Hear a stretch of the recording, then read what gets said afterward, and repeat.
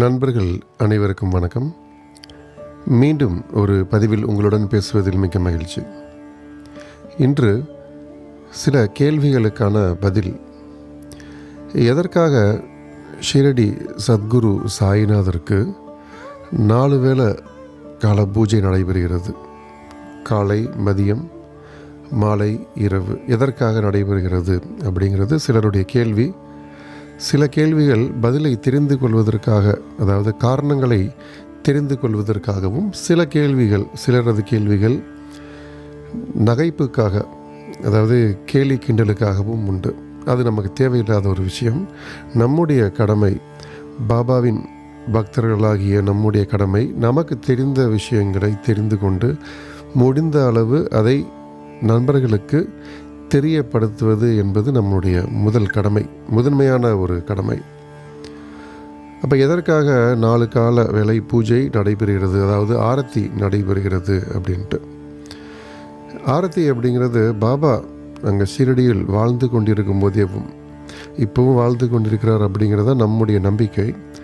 அப்பொழுது 1903 வருடம் அல்லது 1904 வருடம் நினைக்கிறேன். அப்போ தான் மாதவராவ் ஆதாக்கர் அப்படின்னு சொல்லிட்டு, அவர் ஃபுல் நேம் மாதவராவ் அப்படின்னு, மாதவா அப்படின்னு பாபா அவரை கூப்பிடுவாராம்.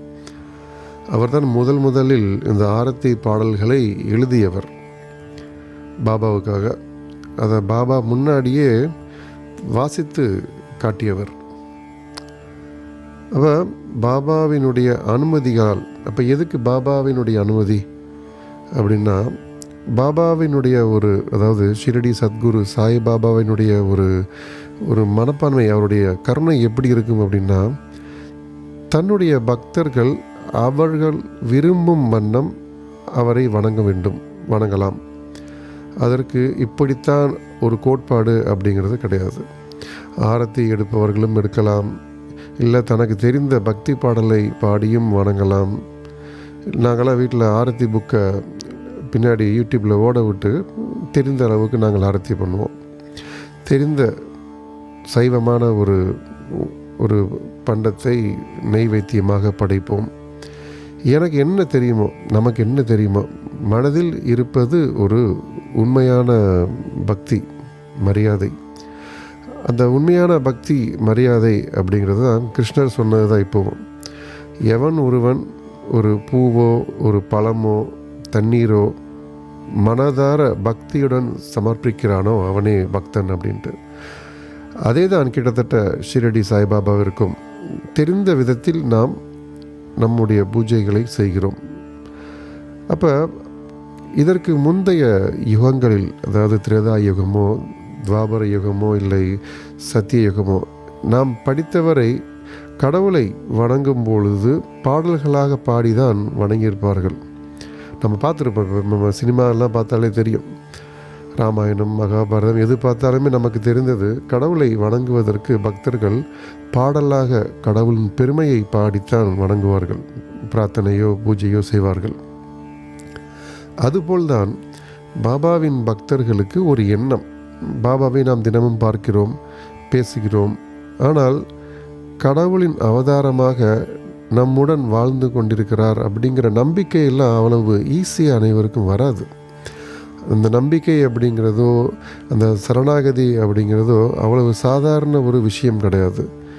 நம்முடனே வாழ்ந்து கொண்டேவும் மக்களோடு மக்களாக அமர்ந்து கொண்டு நாம் சந்திக்கும் பிரச்சனைகளுக்கு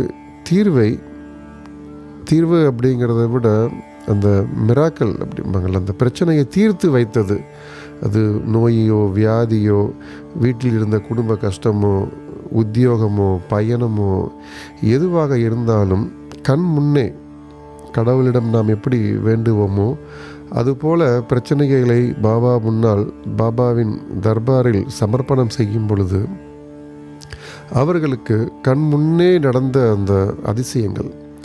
அப்போ இது ஒருவர் இருவர் அப்படின்னு அல்ல, ஆயிரக்கணக்கான மக்களுக்கு அது தெரிய வரும் பொழுது கடவுளுக்கு நிகராக பாபாவை வணங்குவதற்கு மக்கள் ஆரம்பித்தார்கள், கடவுளின் அவதாரம் அப்படின்ட்டு. அப்போ கடவுளை வணங்கும் பொழுது ஒரு பாடல் வேண்டும் அப்படிங்கிறதுக்காகத்தான் நான் இப்போ சொன்ன அந்த மாதவராவ் அப்படிங்கிறவர் ஒரு ஆரத்தி பாடல்களை எழுதி பாபா இருக்கும் பொழுதே பாடினார். அதற்கும் மேலாக 1918 அந்த நேரங்களில் தினமும் கிட்டத்தட்ட 1903 தினமுமே இந்த ஆரத்தி பாடப்பட்டது. எப்பொழுது?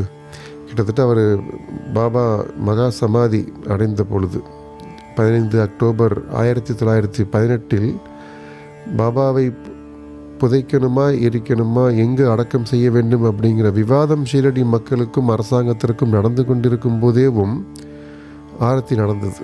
இது நம்ம பாபாவினுடைய சாய் சச்சரித்திரம் புத்தகம் படித்தார் அவர்களுக்கு நன்றாக தெரியும். அப்போ அவர்களுடைய அது நம்பிக்கை, கடவுளுக்கு நிகராக கடவுள் நமக்கு ஒரு ஒரு ஒரு அருளை வழங்கும் பொழுது எவ்வாறு ஒரு மனிதனுடைய வாழ்க்கையில் ஒரு மாற்றங்களும் முன்னேற்றங்களும் அடையுமோ அதை உணர்ந்த பக்தர்களால் அன்பாக பாடப்பட்டது தான் இந்த ஆரத்தி பாடல்கள். அது இன்று வரை பாடப்பட்டு வருகிறது. ஏன்னா பாடல் எழுதியவரும் அவர் எவ்வளவு ஆத்மார்த்தமாக கடவுளுக்கு நிகராக பாபாவை அவர் மனப்பூர்வமாக ஏற்றுக்கொண்டிருந்தால் அப்படி ஒரு பாடலை எழுதியிருக்க வேண்டும். இது எல்லா குருமார்களுக்கும் அதுதான். அவர்களுடைய அன்பை காண்பிக்கும் ஒரு விதம்தான் அது. அங்கே போய் உட்காந்துட்டு எதற்காக ஆரத்தி பாடணும், எதற்காக ஆரத்தி, இதில் தேவையில்லாத விவாதங்கள். அவருடைய நம்பிக்கையில் எப்பொழுதுமே குறுக்கிடுவது அப்படிங்கிறது அந்த 6ஆம் அறிவு அப்படிங்கிறது சிறிதளவும் வேலை செய்யாத மனிதர்களால் மட்டுமே தான் அது போன்ற கேள்விகள் எல்லாம் எழுப்ப முடியும்.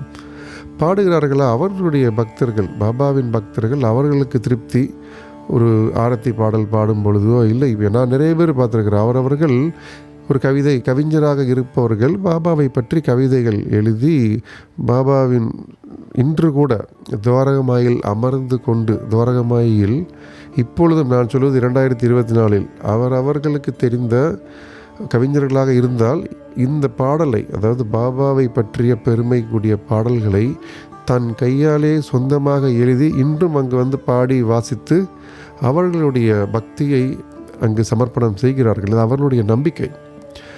அப்போ ஒரு பூஜையோ ஆரத்தியோ அப்படின்னு செய்யும் பொழுது அது சாதாரணமான விஷயம் கிடையாது, நம்பிக்கை.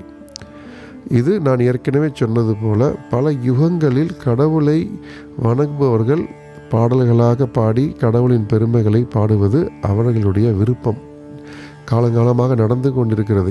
எங்கேனாலும் பார்க்கலாம். நீங்கள் சர்ச்சில் போய் உட்கார்ந்தாலுமே யாரும் அங்கே பேசுவது கிடையாது, பாடல்களாகத்தான் பாடுவார்கள். அது மசூதியாக இருந்தாலும் சரி, குருநானக்கனுடைய தர்பாராக இருந்தாலும் சரி, புத்திஸ்டுடைய எங்கே போனாலும் சரி, கடவுளோ குருமார்களோ, ராகவேந்திர சாமி எடுத்துக்கிட்டால் அங்கும் பாடல்கள் தான். பாடல்கள் அப்படிங்கிறது கடவுளுக்கு நாம் சமர்ப்பணம் செய்யக்கூடிய ஒரு அன்பு. இதை கேலி கிண்டல் செய்து கொண்டு சாபத்தை வாங்காதீர்கள். சாபம் அப்படின்னு என்ன?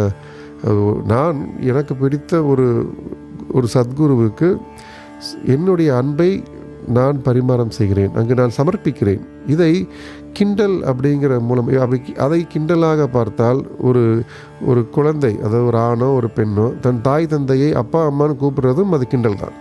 ஏன் வாடா போடான்னு கூப்பிடலாம், ஏன் கூப்பிட முடியாது? அன்பு, தன் பெற்றோர்கள் அப்படிங்கிறத அன்பு. அப்போ பெற்றோர்கள் அன்பு அப்படிங்கிறத அந்த இடத்தில் மரியாதை, வாங்க போங்க அப்படிங்கிறது அன்பு செலுத்துகிறோம் மரியாதையோடு. இந்த மரியாதை தான் சத்குருக்கள் மீது பக்தர்கள் காட்டுகிறார்கள், கடவுள் மீது பக்தர்கள் காட்டுகிறார்கள். அது போய் ஏன் அப்படி காட்டுறீங்க அப்படின்னு கேட்டால் முட்டாள்தனம். ஒரு 6 அறிவு இருக்கக்கூடிய ஒரு மனிதர்கள் அது போன்ற கேள்விகளை கேட்க வேண்டிய அவசியம் கிடையாது. அதனால் பொறாமை படைத்த மனிதர்கள் எதுனாலும் பேசுவார்கள் ஒற்றுமையை கலைப்பதற்கு. அதெல்லாம் காதில் வாங்கி கொள்ள வேண்டாம். அவன் வாட்டு பேசிட்டு போகிறான் அப்படிங்கிறது பேசட்டும். நாம் எப்பொழுதும் போல பாபாவிற்கு ஆரத்தி பாடல்களை பாடுவோம். நமது அன்பை வெளிப்படுத்துவது நம்முடைய கடமை, நம்முடைய உரிமை. இதை கேலியும் கிண்டர்களும் செய்தார்களே ஆனால் அவர்களை போன்ற ஒரு மிகப்பெரிய மூடர்கள், முட்டாள்கள் இந்த உலகத்தில் கிடையாது அப்படிங்கிறது என்னுடைய நம்பிக்கை.